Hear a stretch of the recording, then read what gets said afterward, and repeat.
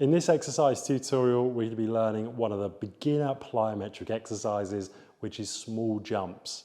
So to do a jump, it's considered both feet are off the floor at one point in time. So for example, if I had one foot off the floor and I did this, for a split second, two of my feet were off the floor, and that's classed as a jump. So we're going to be using both feet in this example.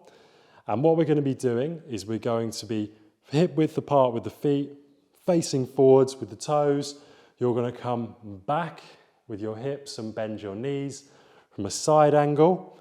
It looks like this. And then what we're going to be doing is using the glutes, the quadriceps, and also the heels raising off the floor at the same time to generate the power for the jump.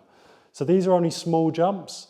So we're looking to get a brief amount of time where we're off the floor.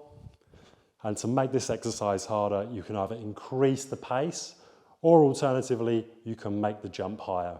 That's how to do small jumps and how to start your plyometric training. Also fantastic to start loading the ankle after injury.